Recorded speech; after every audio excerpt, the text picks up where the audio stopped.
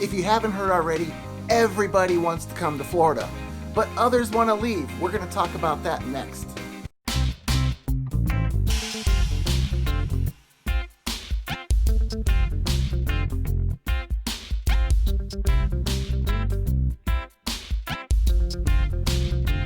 Hey everybody, my name is Craig Cunha. I am a real estate agent with John R. Wood Properties right here in Southwest Florida. And this channel is dedicated to giving you information about what it's like to live, play, eat, sleep, and buy real estate in Southwest Florida. So go ahead and like, comment, and subscribe so that you get all the future videos as they drop. I get calls from people every day asking information about the area and seeing if I can help them out. And I just love it. So if you'd like more information, please reach out to me by phone, text, email, whatever your preferred method, and I'll be happy to help you out.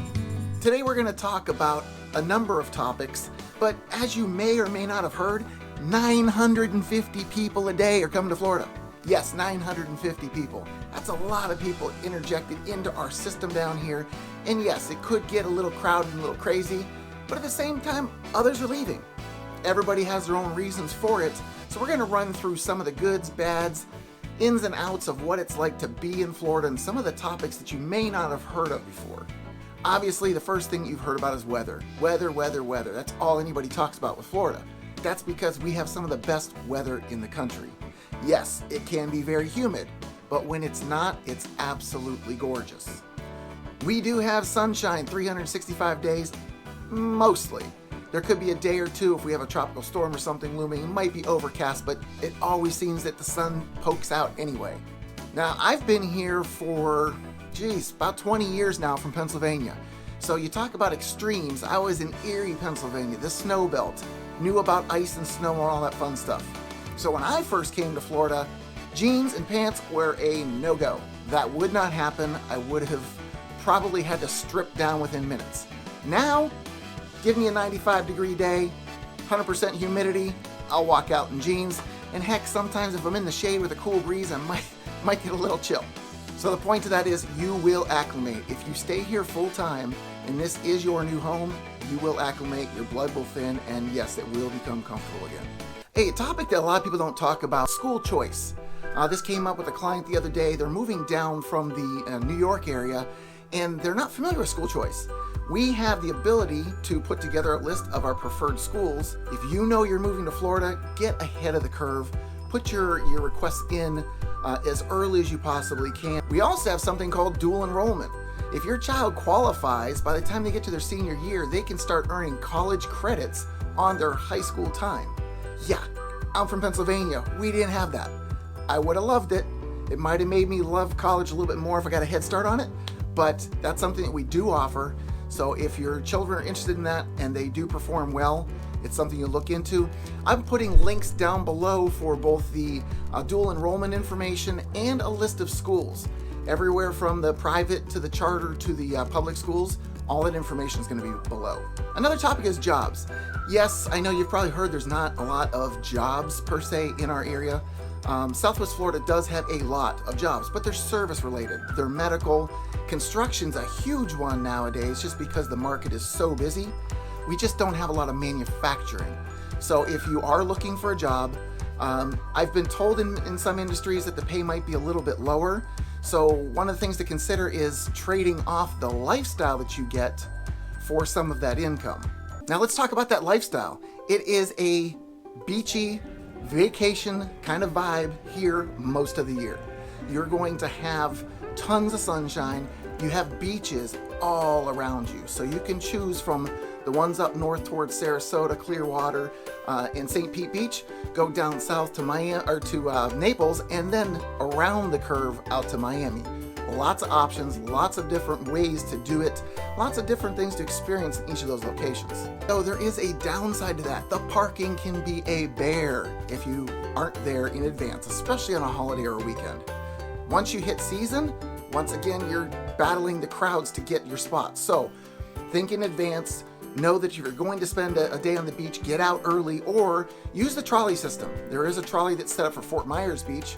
You park about a mile or two off the beach, jump in the trolley, takes you down to the beach. You don't have to worry about parking. The rates for parking can can vary greatly, so pay attention to what those are. Along with those beaches and that beachy lifestyle is mental health. You have a terrific mental health living in this area. How can you not? You've got the sunshine, you've got the sea breezes, the salt air. It's just a beautiful place to spend your time. You've also got live music most of the times. You've got that constant energy that's going. I have many clients actually say, why is everybody so happy here?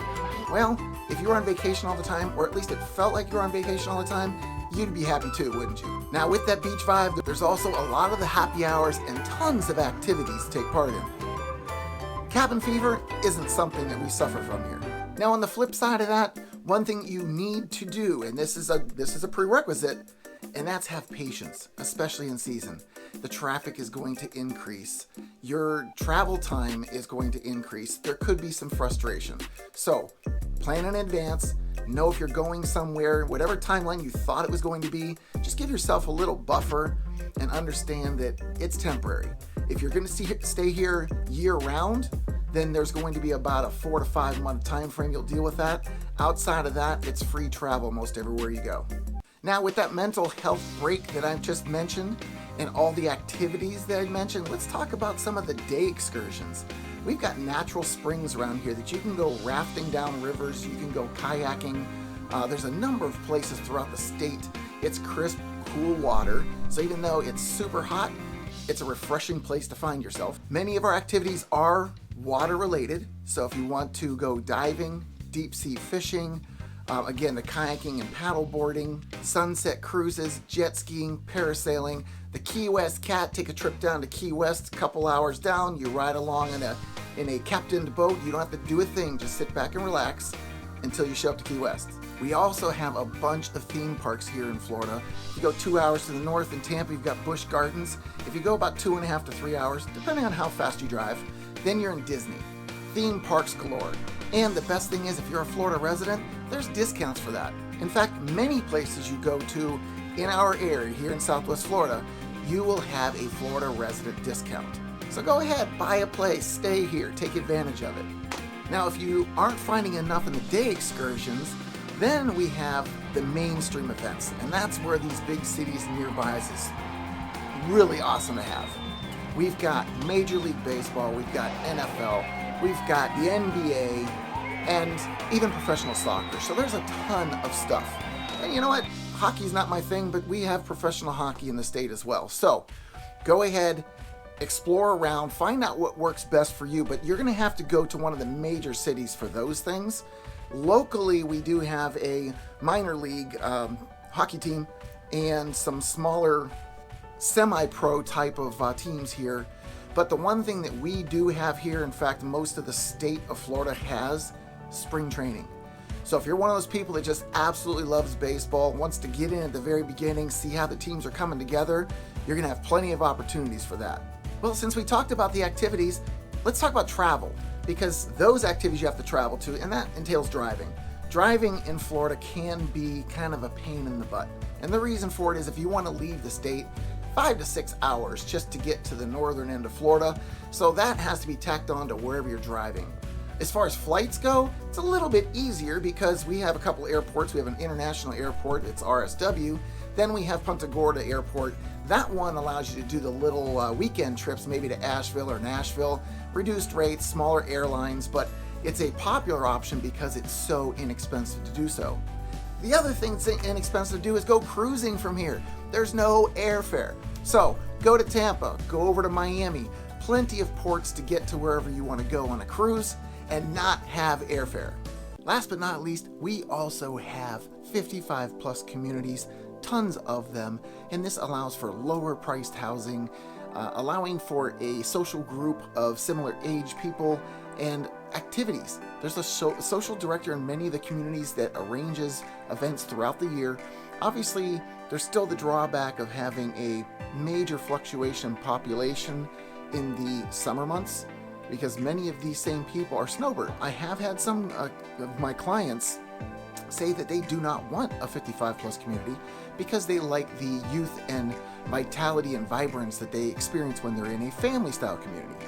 So No matter whether you want to have a more retired lifestyle or if you're looking for that family style, there's a ton of it here. We also have a number of assisted living facilities. We've been adding them, it seems, endlessly over the last couple years, just to be able to handle that influx of baby boomer population that's going to be coming into that market. If you've enjoyed this video and want more information about the area, go ahead and hit on one of the other videos and get some more information about what it's like to be in Florida and live in Florida. And if there's any way that I can help you, please, again, reach out by phone, text, email, whatever your preferred method is, because I've got your back when moving to the Gulf Coast.